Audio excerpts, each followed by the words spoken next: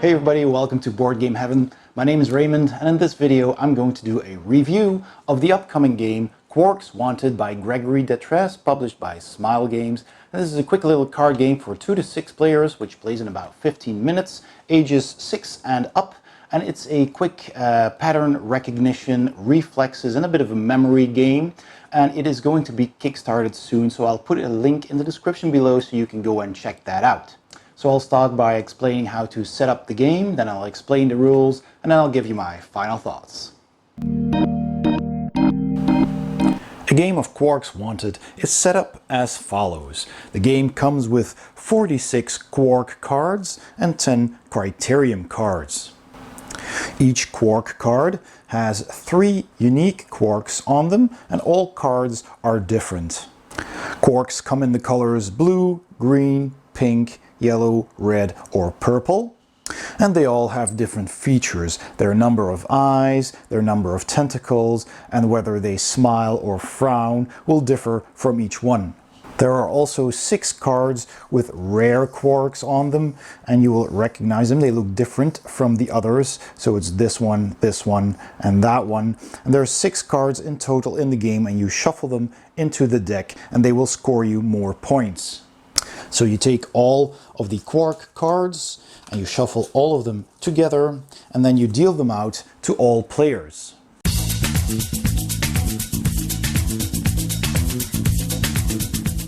Any remaining cards are simply discarded.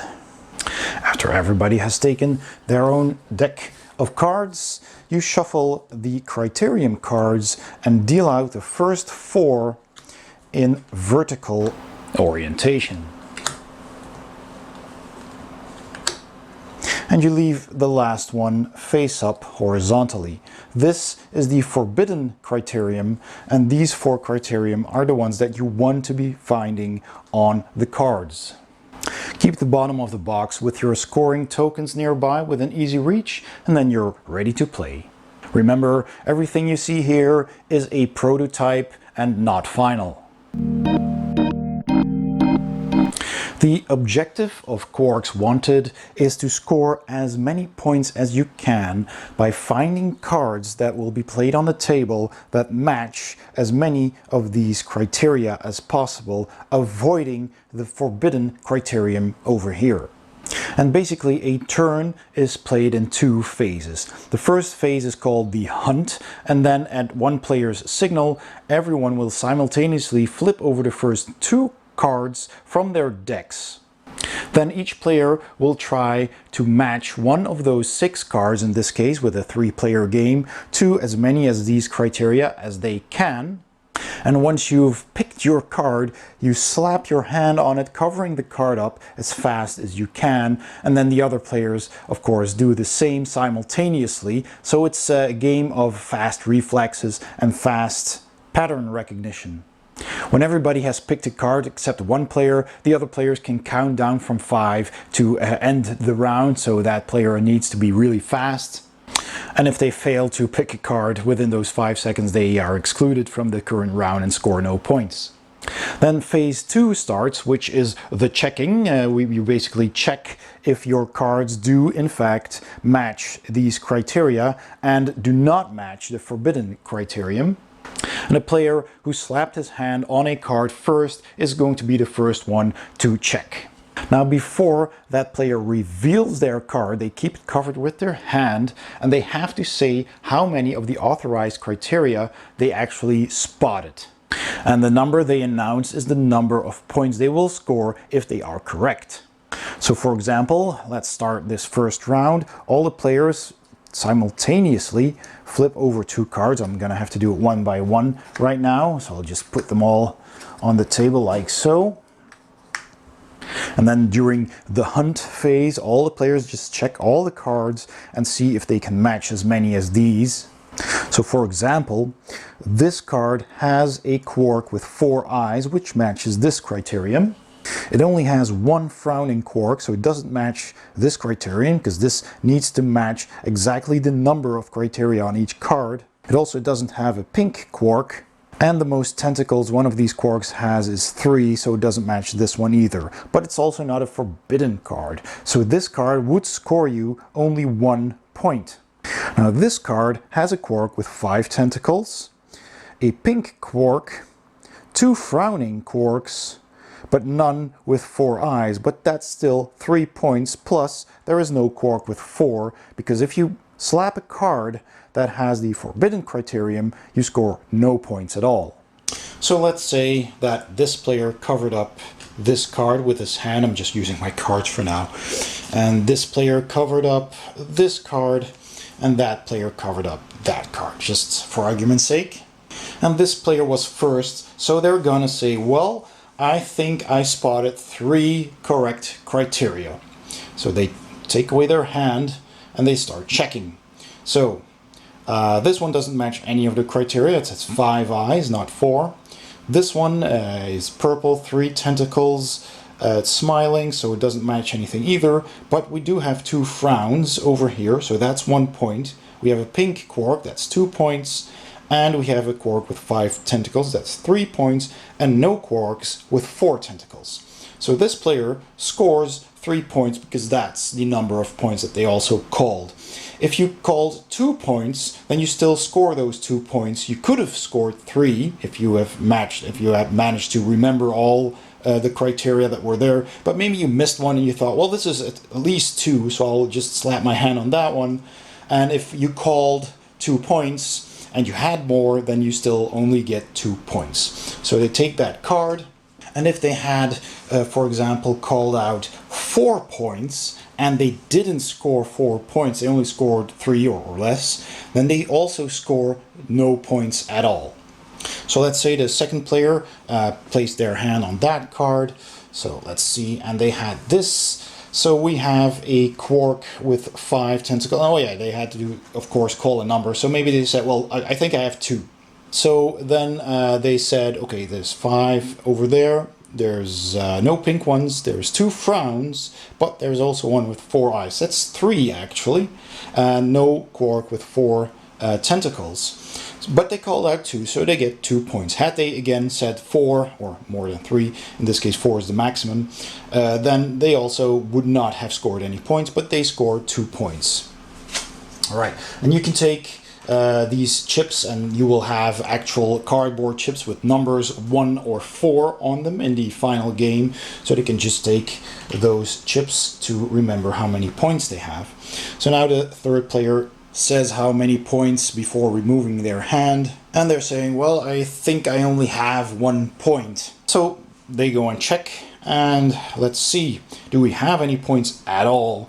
I don't think so. And even we have a Qwark with 4 tentacles, which is the forbidden criteria. So even if one of these or more had matched, they would have scored 0 points because of the forbidden criterion that's on the card. So no points. Alright, all cards are placed back, and then each player randomly takes 2 of those cards and places them back underneath their deck.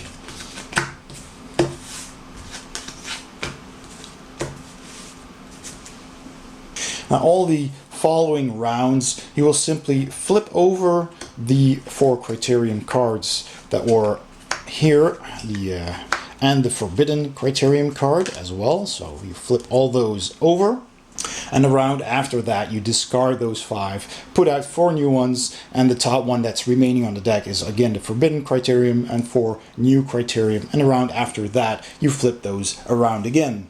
So you basically play 4 rounds in total, and then the game ends. And obviously whoever has the most points at the end of the 4th round wins the game.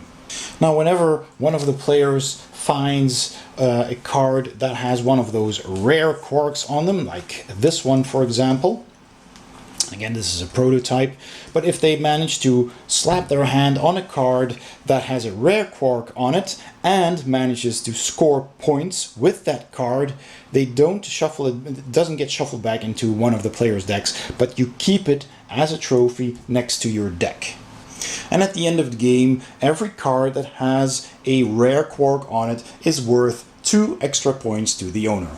There's also an advanced mode to the game if you want to make the game a bit more challenging, and that is to play with something they call Protons and Neutrons. So for example, over here we have two different cards, and a Proton card is a card that has two quarks with tentacles and one without, and the Neutron card is a card with three quarks that has two quarks without and one with tentacles.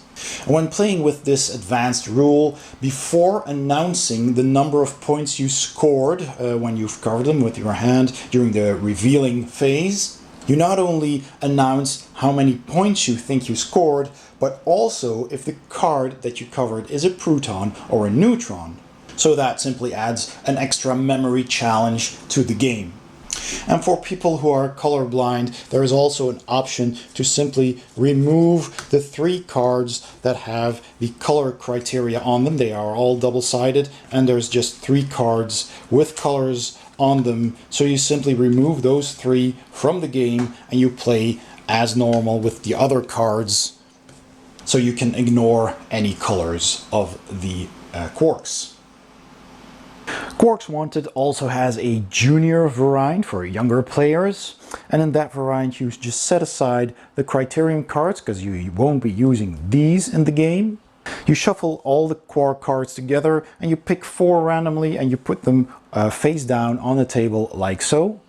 And all four Qwarks need to be different aside from their color. If there's a double Qwark on there, just discard one and replace it. Then shuffle all the remaining Qwark cards together and deal them equally between all players and discard any remaining cards, but for a two-player game you only deal 10 Qwark cards to each player and discard the rest. Keep the scoring tokens in the box nearby and you're ready to play. And the number of rounds you play is dependent on the number of people playing. Again, you have a hunt phase and a checking phase. And at one player's signal, every player will simultaneously flip over the first card of their decks. Those cards are placed in the center of the table where everybody can see them well. And then the players need to catch any one of the cards that are on the table that match the Qwarks on these four criterion cards. So if the first player slaps their hand on this card, the second player slaps their hand on this one, and then either the third player in this case can slap their hand on that card, or people can just say, well, there's no more matching criterion left, so the round just ends. And then the first player to have slapped their hand on a card will reveal their card. In the junior version, you don't have to call out how many identical Qwarks you have on your card, or whether it's a proton or a neutron. You just reveal the card and check whether you have matching Qwarks. So in this case, I think the first player slapped this card. So the first player takes that card and checks, well, we have a match here, so that's 1 point. We have a match here, except that's 2 points, excuse me. We have a match here, but the color is different, that's 1 point. And the others don't match at all. So this player now has scored 3 points in total.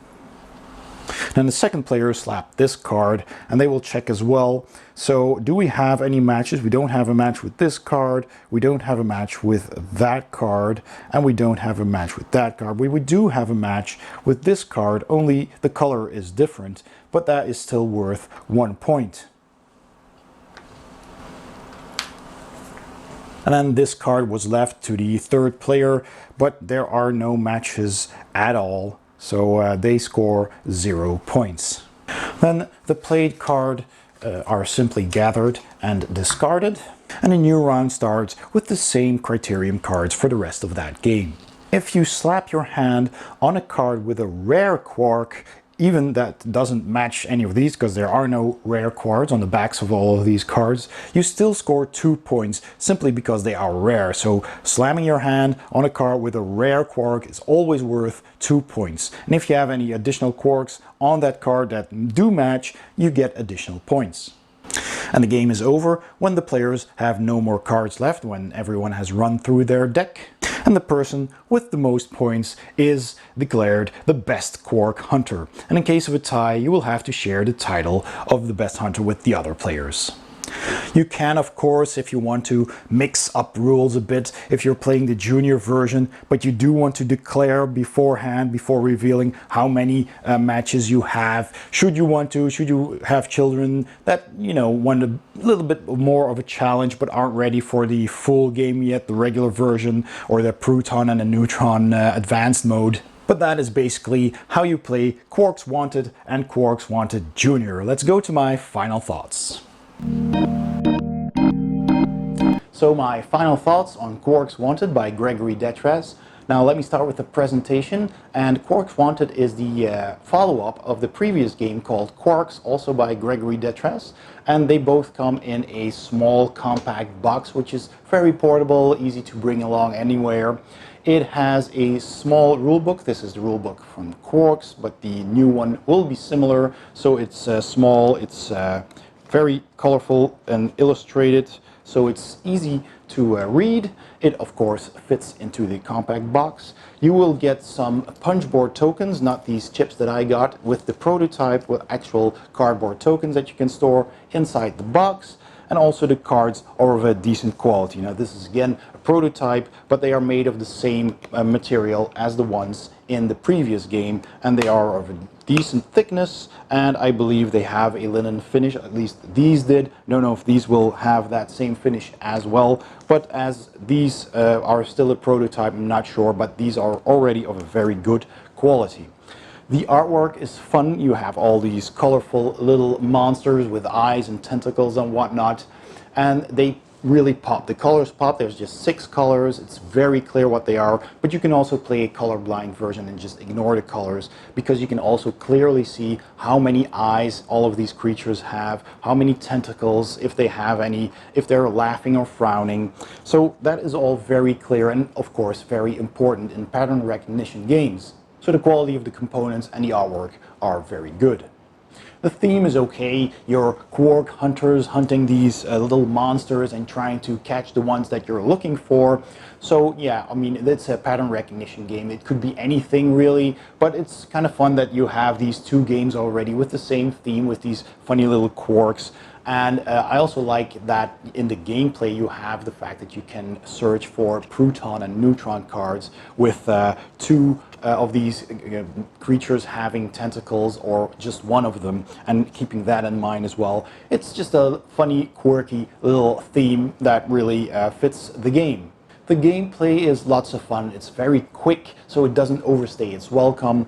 It's of course a pattern recognition game, like I said, so if you like games like Jungle Speed or Dobble or stuff like that, then you will probably also enjoy this game. It's very quick. You really have to have fast reflexes, and you have to have a good memory, because you also want to remember how many of the criteria you actually found on your card, and maybe even if you want to make it more difficult with the proton and the neutron rule, if you have one of those. So I found the gameplay to be lots of fun. You can play this with adults, you can play this with kids, because you have the junior version, you have the regular version, and of course the advanced version. So the replayability is pretty high, because you can play this as many times as you want. It's a very quick little filler game, and you can stop at any time. You can play one game, you can play multiple games, as long as you want to. The game is also completely language independent. The rules come in English and French, but are short and easily taught and even translated if you must. But the cards have no language on them whatsoever. It's just these monsters, and on the back you have this single monster that you're looking for in the junior version, and the 3 monsters that you're looking for in the regular version. And these criterium cards of course have these icons. The iconography is very clear as well. They're big and easy to spot and easy to count. So it's fully language independent, so that's a big plus as well. So that's it. If you think you'll enjoy a game like this, then check out the Kickstarter by clicking the link in the description below, or the I in the corner of this video. That's Qwarks Wanted by Gregory Detres. Thanks for watching. I hope you enjoyed the video. If you did, please give it a thumbs up. Don't forget to subscribe, and if you hit the bell icon, you'll also get a notification whenever I upload a new video. Thanks again, and I'll see you next time on Board Game Heaven.